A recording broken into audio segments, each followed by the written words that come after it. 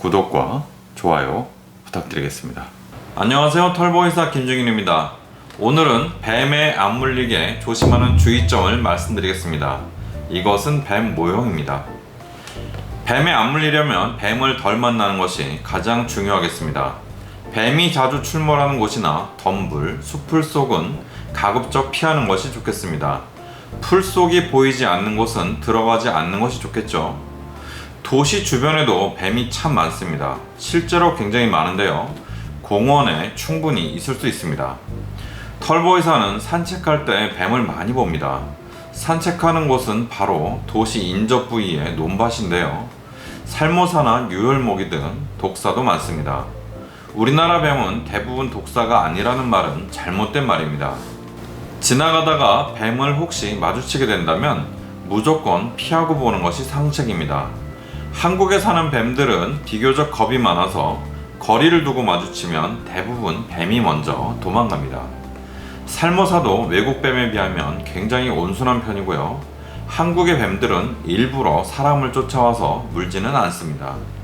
뱀을 발견했다면 필요 이상으로 접근하거나 자극하지 말고 조용히 지나가거나 뱀이 알아서 길을 갈 때까지 기다려야 됩니다.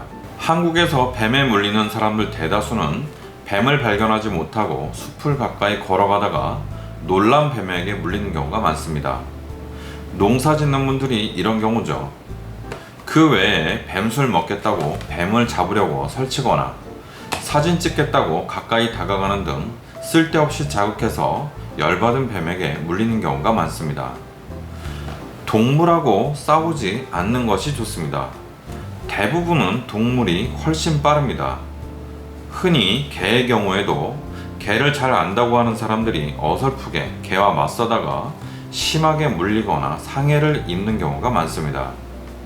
개가 공격을 할 때 피하고 나서 턱을 이렇게 후려친다고 하는 계획은 상상 속에서나 존재하는 것이고, 동물들은 진심으로 덤비면 사람이 상대하기가 버겁습니다.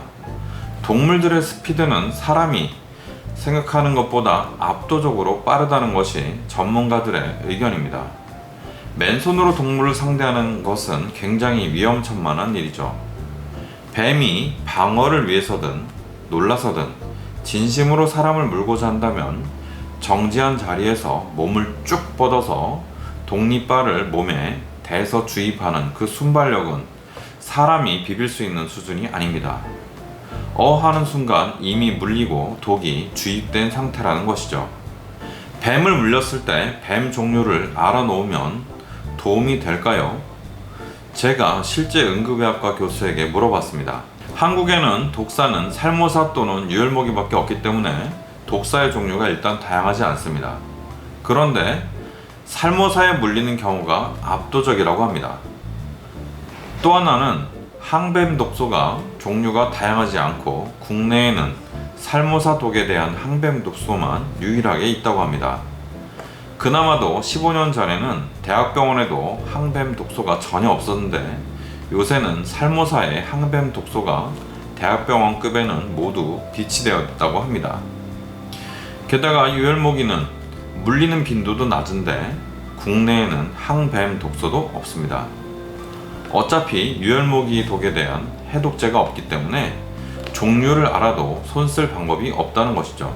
유혈모기에 물린 경우에도 항살모사 독소를 쓰고 있고요, 효과가 살모사 독보다 좋진 않지만 실제로 보험 적용도 가능한 부분이긴 합니다. 유혈모기에 물리지 않는 게 매우 중요할 것 같습니다. 밀수 독사를 키우는 경우는 예외인데요, 우리나라에 몰래 밀수해서 독사를 키우는 경우가 있다고 합니다. 이런 경우는 꼭 뱀의 종류를 미리 말해야 되겠습니다. 물론 알아도 국내에는 살모사 독소 외에는 다른 항뱀 독소가 없어서 대처하기 어려울 겁니다. 맞지 않는 항뱀 독소를 주입하면 부작용이 오히려 많을 수 있기 때문에 미리 알면 항뱀 독소를 주입하지 않아서 오히려 나을 수도 있습니다. 밀수 독사는 절대로 키우지 않는 것이 좋겠습니다. 오늘의 결론입니다. 우리나라 뱀은 만나도 대부분 문제가 없이 지나가기 때문에 잘못해서 뱀이 쉬고 있는 수풀에 발이나 손을 넣지 않도록 하고 마주치면 맞서지 말고 서로 비켜가는 것이 좋겠습니다. 감사합니다. 오늘은 뱀에 최대한 물리지 않는 법을 정리해 드렸습니다. 털보이사 김진균이었습니다.